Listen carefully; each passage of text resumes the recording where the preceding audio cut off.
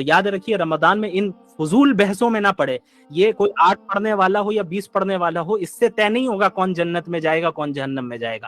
جنت اور جہنم کا مدار صحیح عقیدے اور اعمال صالحہ پر ہے، صحیح عقائد اور اعمال صالحہ پہ. باقی جو سب ایشوز ہوتے ہیں، اسلام کے جو فروعی مسائل ہوتے ہیں، سب ایشوز ہوتے ہیں، اس میں علماء کے درمیان اختلاف ہوتے ہیں، اس میں اختلاف کی گنجائش رکھنی چاہیے. اس کا سب سے اچھا حل یہ ہے کہ اگر آپ ایسے اسکول آف تھاٹ سے تعلق رکھتے ہیں جس میں تراویح کی نماز 8 ہی رکعت ہے اور تراویح تہجد ایک ہی کو مانتے ہیں، ٹھیک ہے آپ اس پہ عمل کریں. اگر آپ اس پہ عمل کر رہے ہیں تو کوئی کافر اور مشرک نہیں ہو جائے گا. یہ آپ کے طریقہ استدلال ہے، آپ کے پاس اپنی کوئی دلیل ہوگی، لیکن جو 20 پڑھ رہے ہیں ان کو آپ پریشان کرنے لگ جائیں تو یہ طریقہ غلط ہے. اسی طرح اگر آپ کوئی ایسے اسکول آف تھاٹ سے تعلق رکھتے ہیں جس کے نزدیک 20 رکعت پڑھنا تراویح یہ مشروع ہے، یہ مسنون طریقہ ہے، اور پھر تہجد کی نماز الگ ہے، تو ٹھیک ہے آپ اس پہ عمل کریں. آپ کے پاس یقیناً آپ کی اپنی دلیل ہے اور کتاب و سنت سے اور سلف صالحین سے ہی آپ کی دلیل ہے، آپ اس پہ عمل کریں. لیکن جو 8 کا قائل ہے اب انہیں مشرک اور بدعتی قرار دینے لگ جائیں تو پھر یہ طریقہ بھی صحیح نہیں ہے. چونکہ یہ مسئلہ بھی کیا ہے،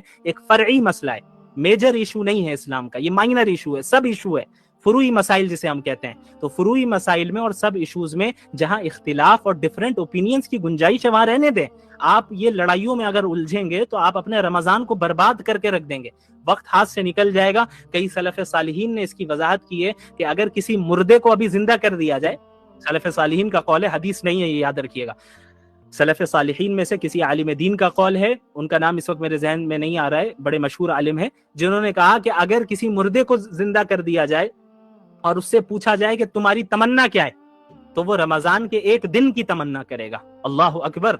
یہ اتنا بڑا مقام ہے رمضان کا، اور ابھی ہم مرے نہیں، ابھی ہم زندہ ہیں. تو یہ اللہ کا ہم پر کتنا بڑا فضل ہے کہ اللہ جو ہے ہمیں رمضان کی توفیق دے رہا ہے. سلف صالحین کا یہ معمول رہتا کہ رمضان کے آنے سے 6 مہینے پہلے سے ہی اللہ سے دعا کرتے، اللہم بلغنا رمضان، یا اللہ ہمیں رمضان پہنچا دے اور عافیت کے ساتھ، صحت کے ساتھ، ایمان کے ساتھ پہنچا دے. یہ دعا کرتے 6 مہینے پہلے سے.